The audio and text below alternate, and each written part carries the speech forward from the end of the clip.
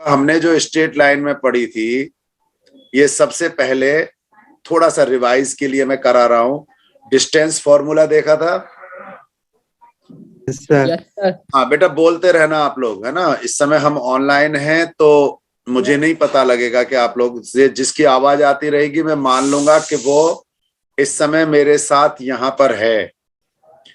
फिर आप लोगों ने इसमें डिवीजन देखा था, ये आप लोगों को दिखाई दे रहा होगा कि इंटरनली डिवीजन M1 X2, ये ध्यान है? Yes sir. Yes sir.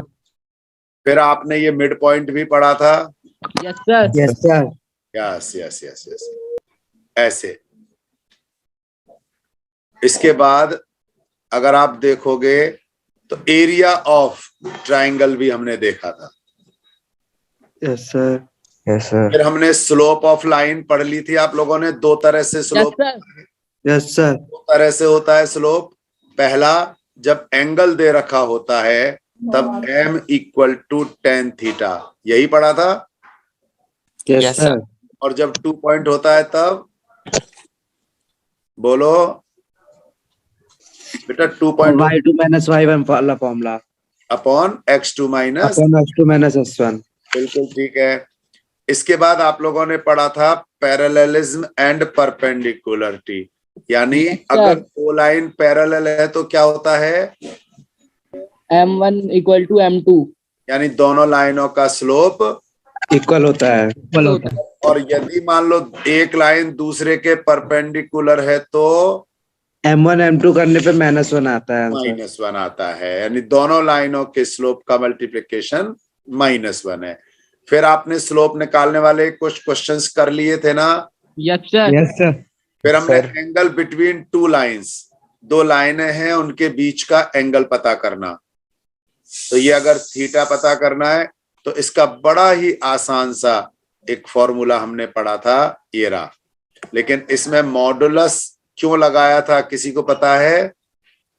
क्योंकि हमें कभी भी थीटा माइनस में नहीं होता, हमें पॉजिटिव चाहिए। हमें एंगल पॉजिटिव चाहिए। दूसरी बात, लेकिन होता नेगेटिव भी है। क्यों होता है? क्योंकि जब भी कोई दो लाइन इंटरसेक्ट करेंगी तो अगर एक एंगल एक्यूट है तो ये भी तो उसके बीच का एंगल हो सकता है।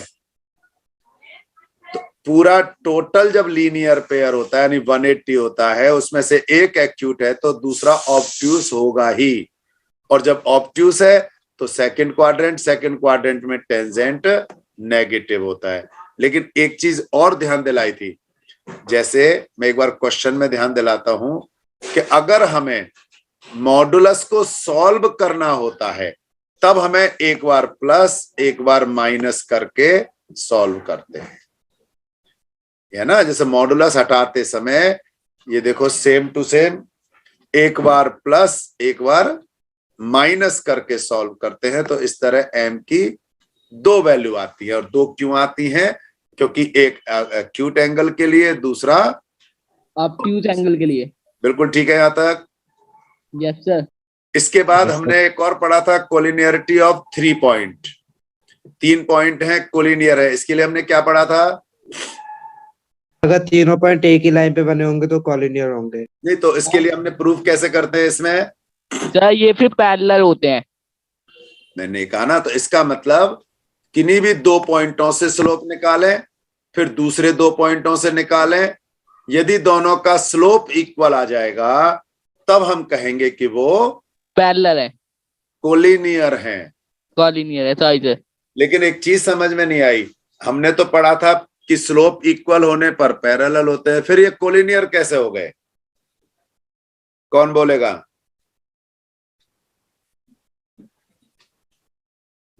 भाई पैरेलल होने पर, स्लोप इक्वल होने पर पैरेलल होते हैं। कॉपी की दो लाइनें हैं, ये पैरेलल हैं, फिर कोलिनियर कैसे हो गया पैरेलल होने पर? कोई बोलेगा क्या? देखो बेटा, इसलिए हो जाता है क्योंकि अगर ए बी और बी सी, मान लो यहां है ए और यहां है बी, तो अगर ए और बी है तो निश्चित तौर पर जो बी सी होगी वो तो बी से ही शुरू होगी ना। अलग पॉइंट तो बी हो नहीं सकता। तो यस जब सर। दो लाइन पैरेलल हैं और एक पॉइंट कॉमन होगा तो डेफिनेटली वो इसी के साथ साथ आगे होगा। अर्थात अगर दो लाइन पैरेलल हैं पर उनमें एक पॉइंट कॉमन हो, ठीक है ना। अब जरूरी नहीं है कि हम बीसी निकालते, मान लो हमने एसी निकाला होता ए बी के साथ, तब ए कॉमन हो जाता। कोई भी दो पॉइंट हो, अगर वो दो लाइन सेगमेंट पैरेलल है और एक पॉइंट कॉमन है, ये मैं इसलिए बता रहा हूं कि 1 मार्क्स के क्वेश्चन इस तरह के बन जाते हैं, इसलिए ध्यान से इसका कॉन्सेप्ट समझ लेना। दो लाइन सेगमेंट या दो लाइन पैरेलल हो, एक पॉइंट कॉमन हो, इसका मतलब वे कोलिनियर यानी एक ही लाइन पर ओवरलैप होंगी, एक ही लाइन के साथ कोइंसाइड होंगी। क्लियर हो गया बेटा ये बात? Yes sir. Yes sir. फिर आपने पढ़ा था various forms of equation of a line. यहां हमने हॉरिजॉन्टल, वर्टिकल, फिर सबसे इंपॉर्टेंट जो सब जगह काम आती है वो पढ़ा था पॉइंट स्लोप फॉर्म, है ना। पॉइंट स्लोप फॉर्म में y माइनस y1 पढ़ा था equal to m into x minus x1।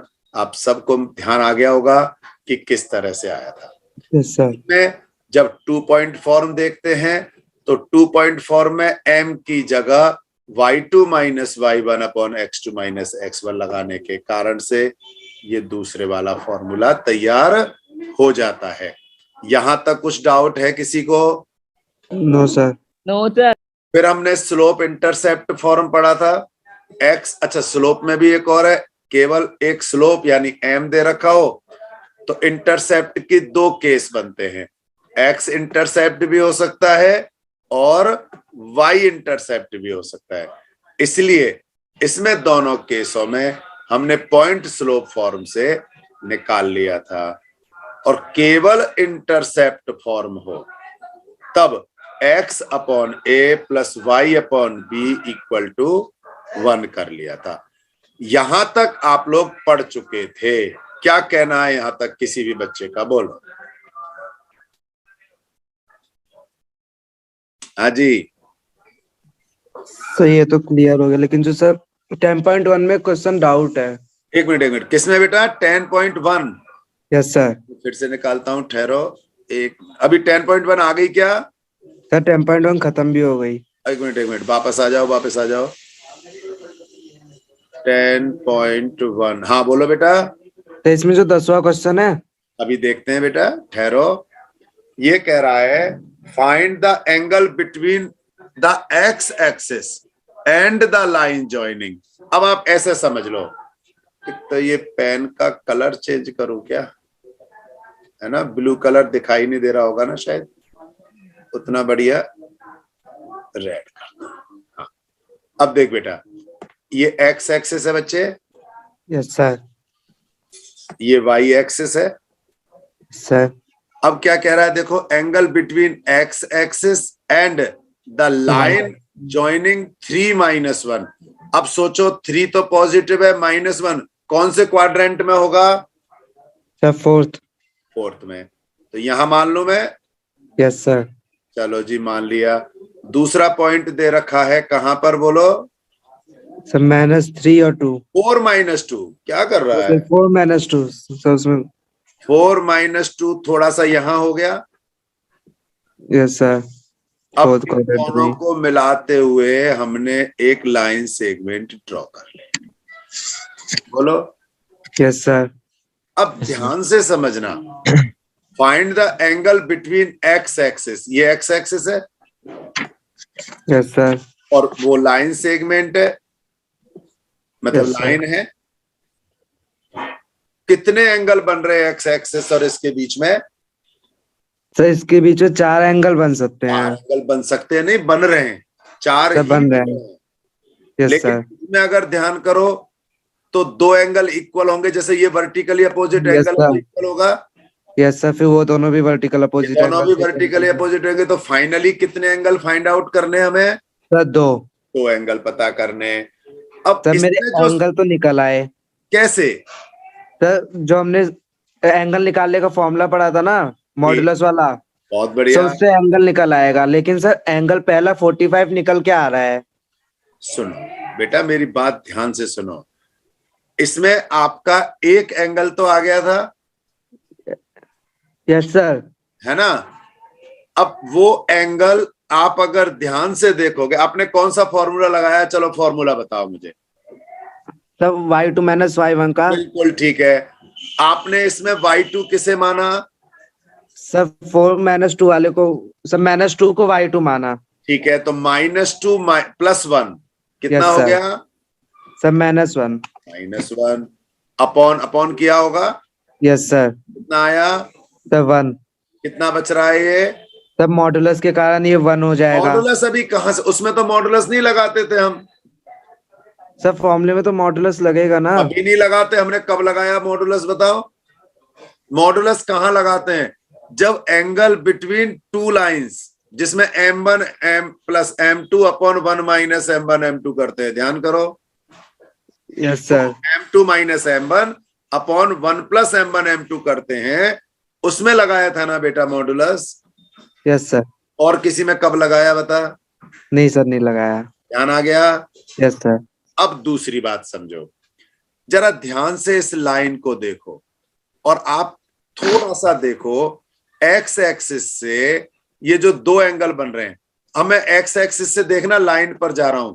X axis से एक गया लाइन पर ऐसे, यस सर। ठीक है, ये आ Yes, गया sir. पहला। एक एक्स एक्सिस से मैं गया ऐसे, ये दूसरा एंगल हो गया। Yes sir. ये पहला एंगल मान लेना, इसको दूसरा मान लेना। अब मुझे ध्यान से बेटा, सभी बच्चे ध्यान से समझो बेटा, बहुत अच्छा कॉन्सेप्ट है ये। इसमें कौन सा एंगल ऐसा है जो पॉजिटिव डायरेक्शन वाला है, कौन सा ऐसा है जो नेगेटिव डायरेक्शन वाला है? सर जो फर्स्ट एंगल है पॉजिटिव डायरेक्शन का है ना। तो आप ध्यान करो, स्लोप में आपने क्या पढ़ा था? सर पॉजिटिव एंगल वाले ही मेन होता है। अगर यहां पूछा जाता स्लोप, क्या पूछा जाता? स्लोप। तब तो केवल और केवल पहला होता ना, दूसरा होता क्या? No sir. पक्का ना? Yes sir. हाँ। और अभी इसने पूछा है एंगल बिटवीन, देखो, find the angle between X axis and the line joining point. ठीक है ना? Yes sir. तो अब ये एंगल पूछ रहा है, तो हिसाब से तो दो एंगल बन रहे हैं। इसने कब कहा है कि स्लोप पता करो? Yes sir. नहीं कहा है ना? No sir. अच्छा, अब जरा ध्यान से देखो, ये वाला जो पहला एंगल है, क्या मोर देन 90 है कि लेस देन 90 है? सर ये मोर देन 90 पे चला जाएगा। 90 है।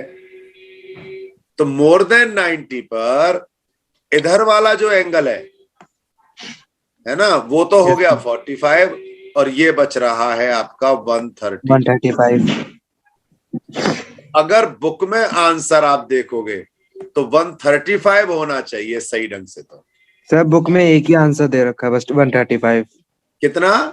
सर 135 ही दे रखा है बुक में वही बस। तो मैं बोल रहा हूं मेरे बच्चे, कि बुक में अगर देखोगे तो एक आंसर दे रखा होगा 135। क्यों दे रखा होगा?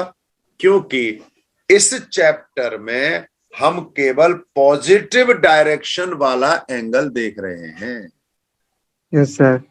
ध्यान में आ गया? Okay sir. हमने, लेकिन जरूरी नहीं है कि हम पॉजिटिव डायरेक्शन वाला देखें। इन्होंने कहा कहा है कि पॉजिटिव डायरेक्शन वाला देखें? Yes sir. क्वेश्चन में है क्या? No sir. तो हम तो ये भी तो कह सकते हैं, हमने तो जी इस लाइन से यहां का एंगल देख लिया पॉजिटिव डायरेक्शन में, यस सर। तो ये भी एंगल 45 भी हो गया। तो दो लाइनों के बीच में दो तरह के एंगल होते हैं। Okay sir. एक 135 हुआ, दूसरा 45 हुआ। क्लियर हो गया? सर तो जैसे सर अगर पेपर में ऐसे क्वेश्चन आया तो आपको, सुनो सुनो, बिल्कुल आपने ठीक कह रहे हो, मैं उसी में बता रहा हूं।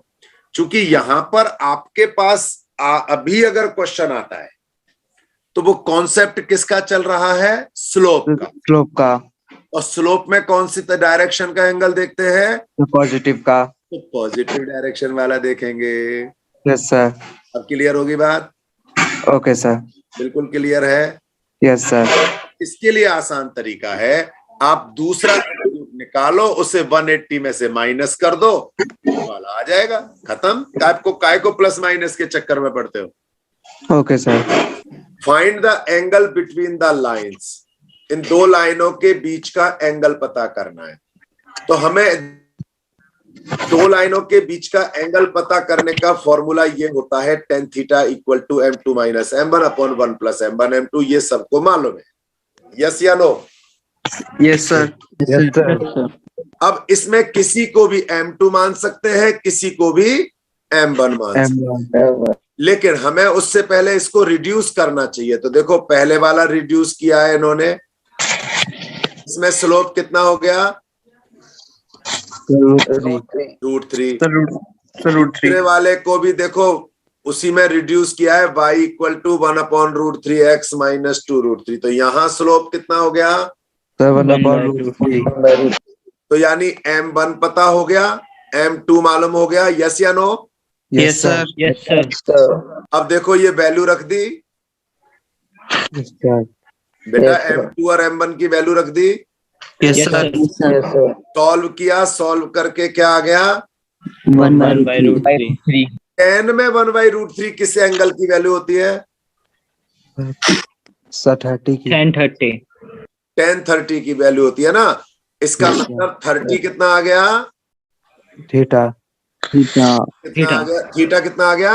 30। लेकिन केवल 30 लिख के नहीं आना, क्योंकि मैंने बताया था दो एंगल होते हैं, तो एक एंगल निकल जाए तो दूसरा 180 में से माइनस करके दूसरा भी।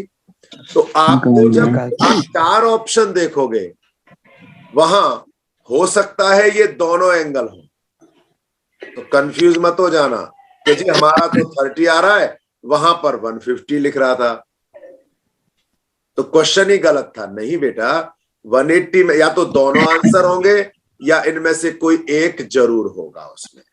बिल्कुल क्लियर होगी बात? कुछ पूछना है यहां तक? नहीं। और देखो मजेदार क्वेश्चन बता रहा हूं मैं आपको, जो आपके 1 मार्क्स में जरूर आने हैं और बहुत अच्छे क्वेश्चन है।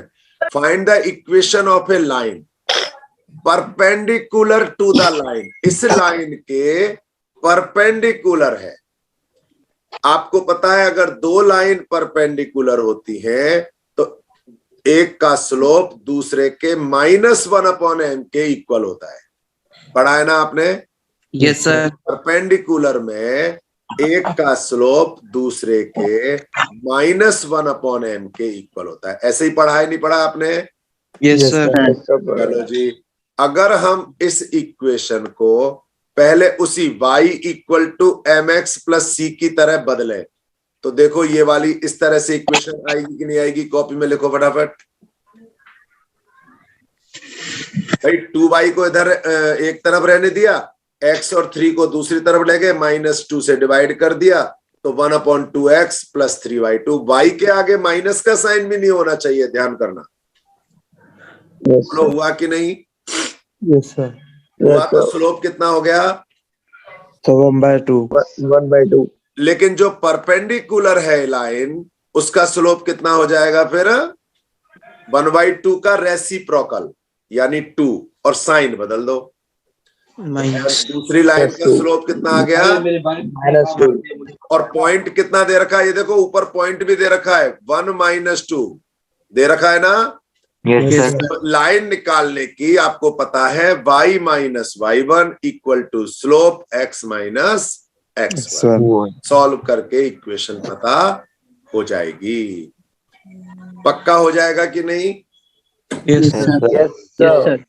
अब आते हैं डिस्टेंस। लिखो topic, distance of a point from a line. इसका पहले मतलब बता देता हूं, क्योंकि कई बच्चे ना मतलब नहीं होने पर समझ में नहीं आता। जैसे ये कोई लाइन है और ये कोई पॉइंट है P, तो P से डिस्टेंस, तो डिस्टेंस निकालने का मतलब है परपेंडिकुलर। मैं कोई और लाइन बना देता हूं, ये कोई लाइन है और यहां है पॉइंट कोई, हमें इस पॉइंट से इस लाइन की डिस्टेंस निकालनी है। तो डिस्टेंस निकालने का मतलब है इस पॉइंट से 90 डिग्री बनाना। हमें बनाना नहीं है, समझना है।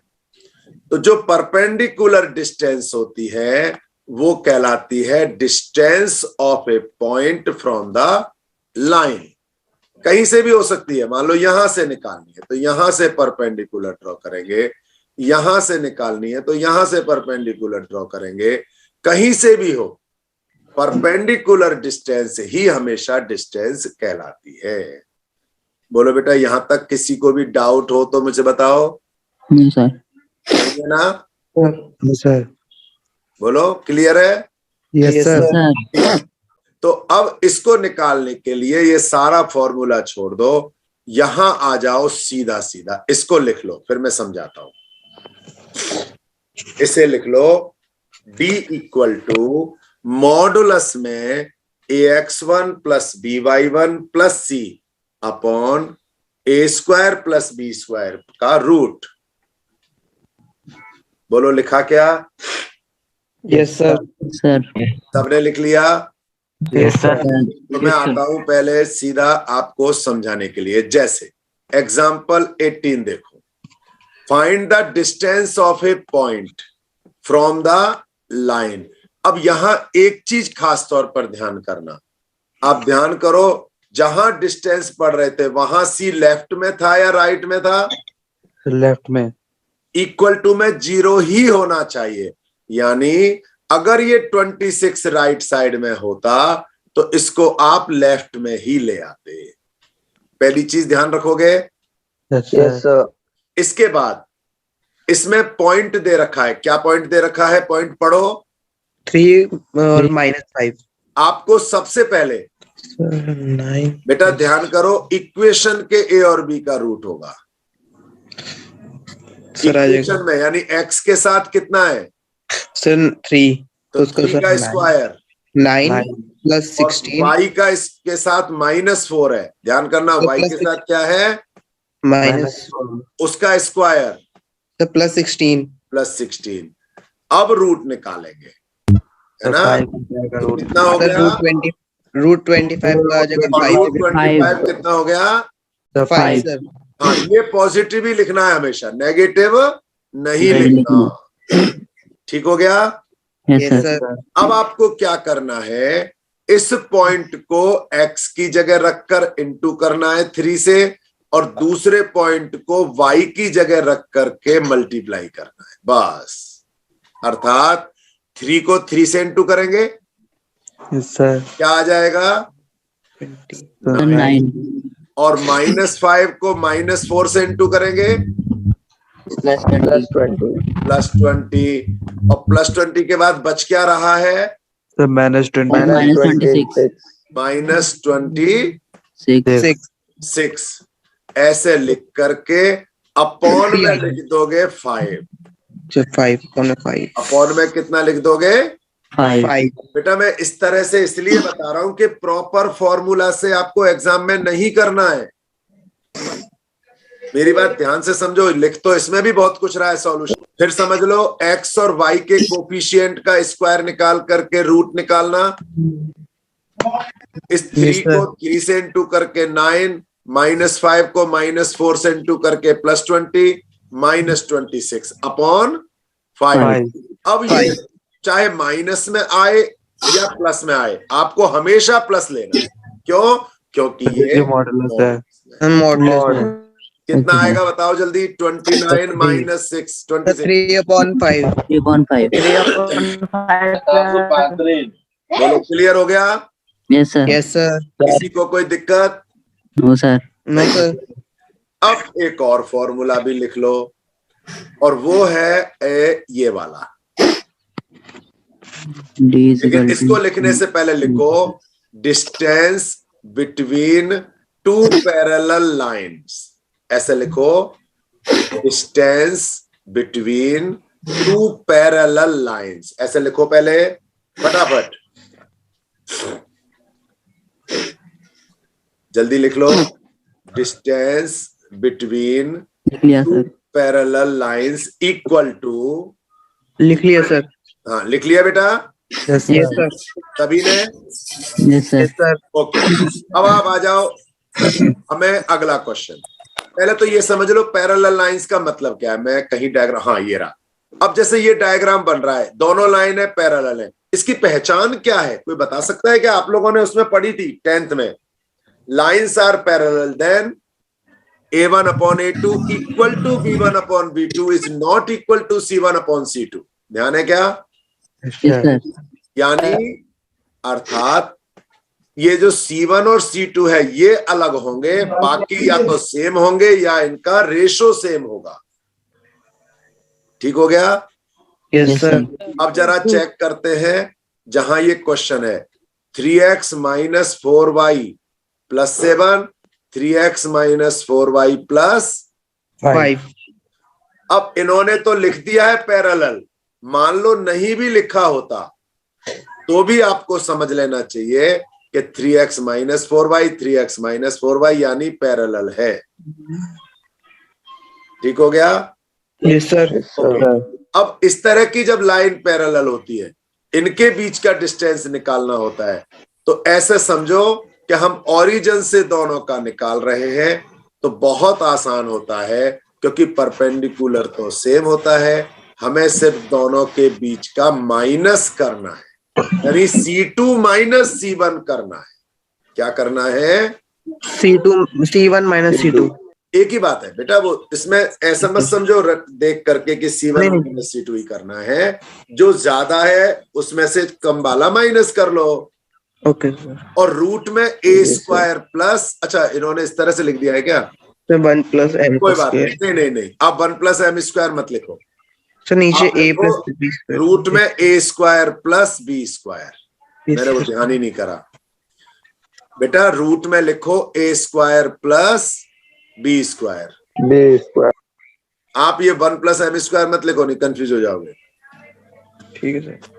अर्थात d हो गया C1 minus C2 upon root में a square plus b square. अब जरा यहां आ जाओ, C2, अब इसमें से देखो ये 7 है, ये 5 है, तो 7 माइनस 5 कितना हो गया? अब मैं एग्जाम के हिसाब से बता रहा हूं आपको कैसे करना है। बुक का सॉल्यूशन मत देखना, पहले में 7 है, दूसरे में 5 है, दोनों का डिफरेंस कितना आया? 2 अपॉन, ये तो दोनों सेम है, तो 3 का स्क्वायर 9, 4 का स्क्वायर 16, 16 प्लस 9 25 का रूट 5। कितना आंसर आ गया? 2/5। 10 सेकंड में क्वेश्चन हो जाएगा आपसे। Yes sir. इसलिए आपको इस तरह से नहीं सोचना है, ना ही करना है। Okay sir. बोलो बेटा, सबको क्लियर हो गई ये बात? Yes sir. किसी भी बच्चे को ऐसा लगता है कि जी यहां दिक्कत और आ रही है, आप लोग पूछ सकते हैं।